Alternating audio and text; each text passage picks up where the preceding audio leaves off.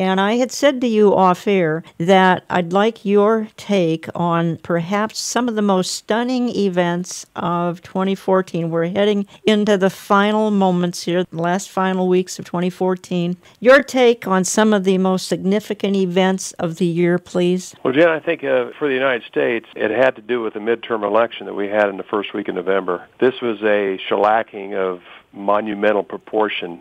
This is an election where 1 in 3 voters, according to Ralph Reed, were evangelicals. Midterm elections, many times the Democrats don't have a good turnout, and the Republicans had an amazing turnout. To put this in perspective, the Democratic Party candidates, only 2 asked Obama to come and speak for them. Yeah. One was in Michigan, where the guy was way out ahead, and the other one was in Maryland. He went and spoke for the Democratic candidate for governor, and by the way, a Republican became the governor of Maryland, which is just like unheard of. This is a very, very blue state. And I was at the White House the day after the election, and Obama, said, yes, I've heard, but obviously it didn't make a difference. He wanted to blame the voter turnout and didn't want to take any responsibility for his Obamacare and other things, other legislation. But members of his party sure passed some blame out in the last month, and I think that's a very significant thing going into his final 2 years of office. Well, I do want to ask you about the most significant international event, and I think all of us are going to be united on that. But before I do that, then let me go down the path that you've just opened for me, because then how do you think that the next 2 years under Barack Obama will play out in America? And let me qualify that by saying, and I asked this of David Limbaugh a couple weeks ago, because a commentator has made the statement that the next 2 years in America may be the most dangerous times in America since the Civil War. I'm not quite sure what he meant by that, probably recklessness and lawlessness,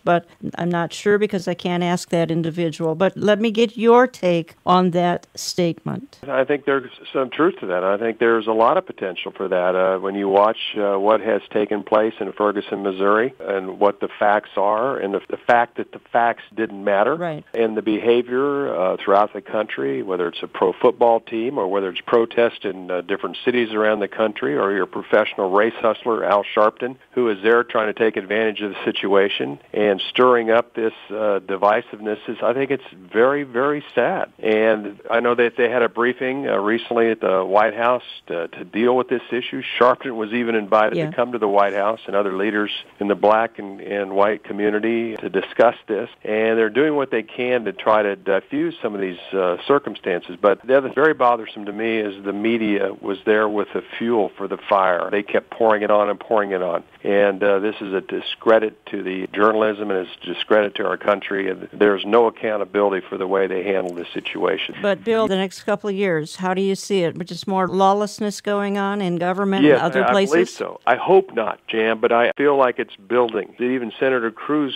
mentioned earlier this year that we're basically having more and more laws because we have lawlessness. Get away from the Judeo-Christian values and the Ten Commandments and any type of biblical principles in a person's life, and it leads to lawlessness and anarchy and things like that. And I don't like where things are headed. I think that plays to your question, Jan. I don't know what's going to take to slow it down, and a lot of it could be leadership out of the White House, and I don't know if that's going to happen. Let me just go to the international scene, and I think as some of us talked here before we were recording before this program, the development of the Islamic State. And I say that for a couple reasons. One is because this is a organization, the Islamic State, have been able to galvanize and get some of the most extreme radicals from around the Middle East and Northern Africa and from around the world to join their cause. And they have a couple $1 billion. They still have oil revenue. They have a lot of weapons, and a lot of those weapons, unfortunately, were American weapons that were left behind in Iraq. And there was a warning that this was going to get to a point of being a very significant, serious threat, and nothing was done about it. And before you know it, they control a very significant amount of real estate, and they continue to fight. But I think the key here, Jan, is they continue to be able to recruit from around the world with some of the highest level thugs.